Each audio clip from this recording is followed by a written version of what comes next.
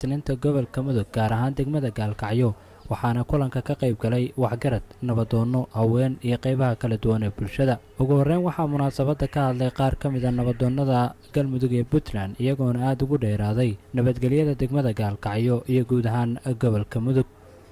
waxaan rabnaa inaan kuu sheegno halkan nabad baa ka aasaasan qofka dhagax buu keenay odayaasha dhaqanku wax badan bay soo wadeen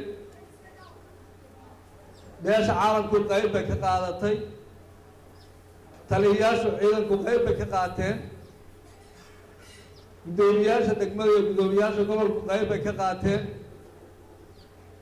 waxyaalahan ka xusin kara waxaa ka mid a igad baa shir noogu yeertay shirkii waa u qabsoon waayey markaas waxay yidhahaan Gaalkacyo dagaal baa ka dhacaya idaacadahay ka sheegeen labada duqla isku yimaadeen waxay yidhahaan Gaalkacyo shari kama jirto waxaan rabaa inaan uga mahad celiyo gudoomiyaasha gobolka siday saaxiibka u yihiin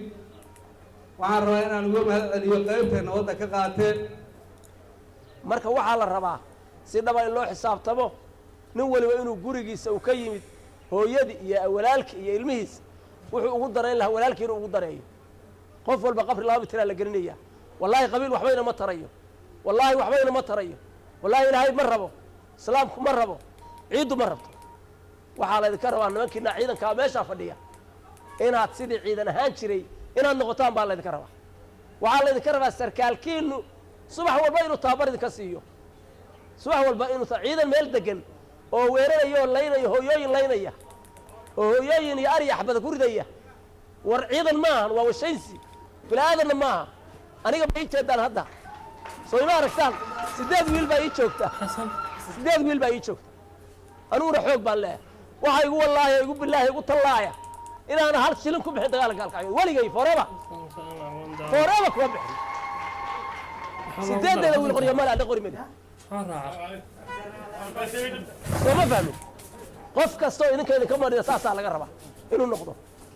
wallaahi billaahi tallaahi inaana kuwaysan ku bixin $1 inaana ku bixin laxaadka allah tireero waxaana deganahay Gaalkacyo waqooyigeedaan deganahay amal agteedaan deganahay ilaa iyo 4 baa deganaa meeqa dagaal baa ka dhacday meeqa laga qaxay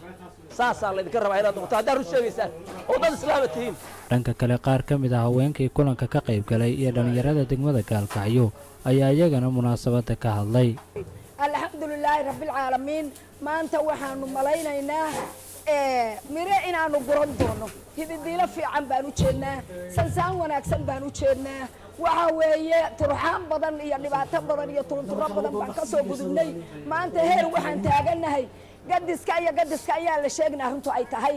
waxa weeye waa shukrillah ilaahay wax lagu shukriyo weeye taas laase waxaan codsanaynaa mas-uuliyiinta iyo dhammaan iyo intii ka soo shaqaysada inaan laga daalin nabadda Gaalkacyood in loo kaanfay goreeyo in loo tabliiqeeyo in la gaarsiiyo meelaha dhibaatadu ay ka jirto oo semberi ay isku laynayaan dadkayagii in maxay hayto loo dulqaato intii dagaalku socda in la eg iyo in ka badan ay ku xasilayso oo loo soo maro loo dhabar adeegaan aad u jecela waxaan leeyahay ummad yahay qabiilkiyo qarannimadu waa laba aan isqaadan karino weligood isqabanayn bacda salaan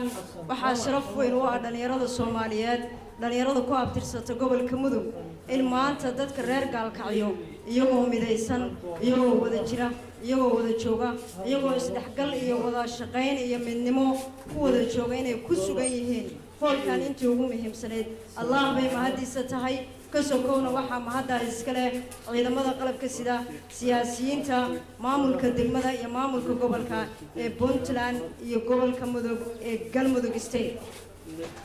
waxaa runtii annaga sharaf noo ah dhalinyaro ahaan